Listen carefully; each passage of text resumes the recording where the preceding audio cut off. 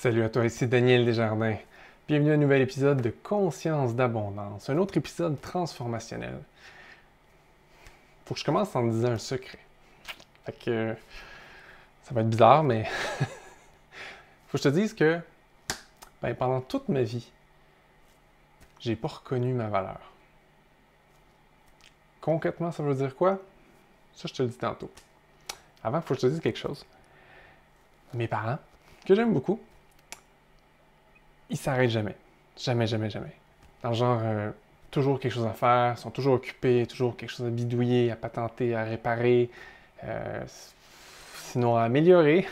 Donc, ils s'arrêtent jamais. Puis, quand moi j'étais petit, je me demandais pourquoi mes parents, ils se donnaient jamais le droit de jouer. T'sais, ils prenaient jamais vraiment de temps pour avoir du plaisir. On avait un chalet puis une maison en ville. Puis quand ils n'étaient pas en train de faire des trucs pour la maison, ils faisaient des trucs au chalet. Puis moi, j'étais tout petit, puis je m'en occupais pas vraiment. Donc, j'allais jouer avec mes copains, mes cousins, mes cousines, tout ça, parce que j'ai une grande famille.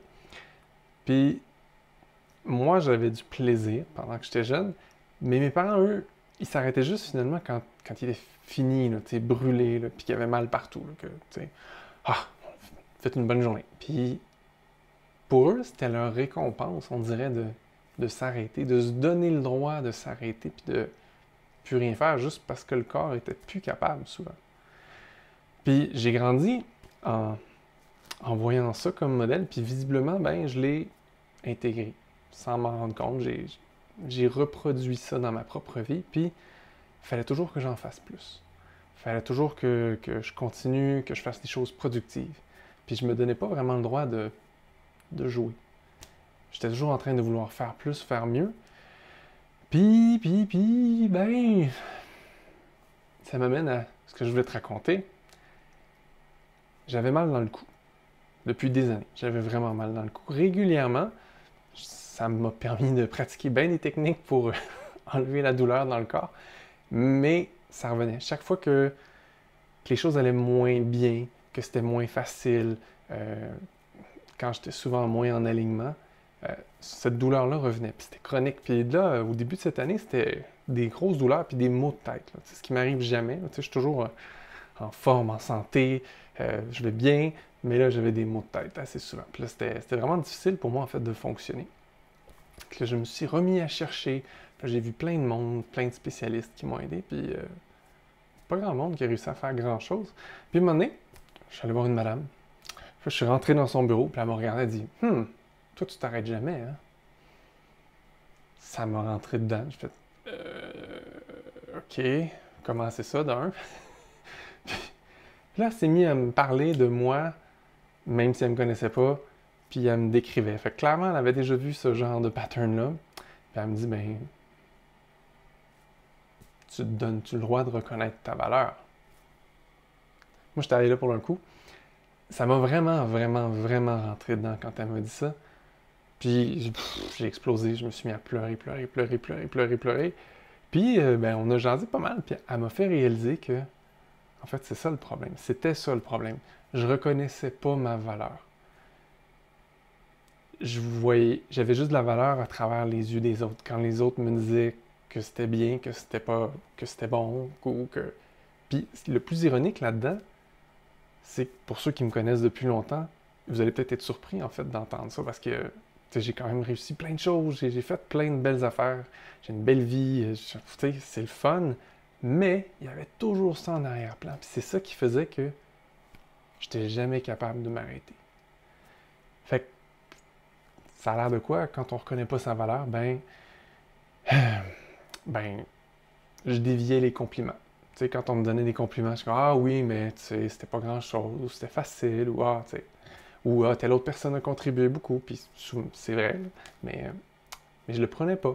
Tu sais, je chargeais pas toujours toutes les heures que je travaillais. Mais surtout, je m'arrêtais jamais. Je me donnais pas le droit de juste jouer. Tu sais, faire quelque chose juste pour le plaisir de faire quelque chose. J'avais un peu le même pattern que mes parents. Il fallait que je me rende vraiment au bout pour... Je suis trop fatigué, là. Il faut vraiment que je m'écrase, puis que je fasse rien, puis que là, j'écoute Netflix ou quelque chose comme ça, parce que je pouvais pas en faire plus, mon corps, il voulait plus. c'était comme ma justification d'arrêter. Puis de me donner le droit de juste rien faire. Puis je te dis ça, puis il y a encore de l'émotion parce que ça fait des mois que je travaille là-dessus, puis j'ai vraiment enlevé vraiment beaucoup de couches, puis ça fait vraiment du bien. Puis je reconnais de plus en plus ma valeur, mais visiblement, il reste encore des trucs parce que tu vois, comme toujours, dans les derniers mois, ben, les gens que j'attire à moi, c'est des gens qui avaient de la misère à reconnaître leur valeur. Donc, dans mes clients, dans les rencontres que je fais, puis tout ça, puis ben, c'est cool en fait, parce que si tu es un coach ou un thérapeute, tu as sûrement remarqué depuis longtemps que ben, les clients qui viennent à toi, souvent, ils reflètent quelque chose en toi. Donc, tu les aides, puis en même temps, tu t'aides. Fait que c'est super, c'est un beau travail collaboratif. Mais, wow, c'était toute une aventure, cette quête-là. C'est vraiment une quête. Découvrir c'est quoi ta valeur, découvrir qu'est-ce qu'il y a en toi qui vaut quelque chose. Puis là, je me suis éparpillé dans plein d'affaires quand j'ai commencé à chercher c'est quoi ma valeur. Est-ce que c'est dans ce que je fais? Ou est-ce que c'est dans ce que j'ai? Ou... Puis finalement, non, ça n'a rien à voir. Peu importe ce que je fais, la vraie valeur que j'ai dans ce monde-ci, c'est ce que je suis. Quand je suis pleinement moi, j'apporte quelque chose déjà dans le monde. Puis ça, si c'est la première fois que tu entends ça, puis tu ne reconnais pas encore vraiment ta valeur, tu as peut-être de la misère à comprendre ou accepter ça, mais c'est là que je suis rendu, à accepter le fait que, ben oui, juste ma présence, c'est déjà quelque chose de beau dans le monde parce que je l'assume de plus en plus. Puis tu vois, ce matin, ça me l'a confirmé encore. Puis c'est pour ça que j'ai eu l'idée de faire ce podcast-là. C'est parce que ce matin, je parlais à quelqu'un, puis c'était juste de la présence avec la personne, puis elle ressentait ma présence, puis ça lui a fait du bien, juste ma présence, puis waouh, qu'on se sent bien quand on est vraiment en soi, qu'on est vraiment juste présent, puis on n'a pas besoin d'essayer de changer l'autre, on n'a pas besoin d'essayer de faire quelque chose pour valoir la peine, puis mériter les remerciements à la fin de la rencontre, on a juste besoin d'être là, puis présent. Méchant soulagement, méga soulagement, puis ben, qu'est-ce que ça change dans ma vie, moi, maintenant, de reconnaître ma valeur? Ben, je me donne le droit de jouer. J'ai plus mal dans le cou, je me donne le droit de juste exister. Puis j'ai pas besoin d'impressionner, j'ai pas besoin d'en faire plus, j'ai pas besoin de toujours me dépasser parce que ben, ce que je fais, c'est déjà le mieux que je peux faire. Donc, j'ai pas à me brûler ou me rendre malade à essayer d'en faire plus parce que ben, ce que je fais, c'est déjà le mieux que je peux faire. Est-ce que je vais continuer à m'améliorer? Complètement.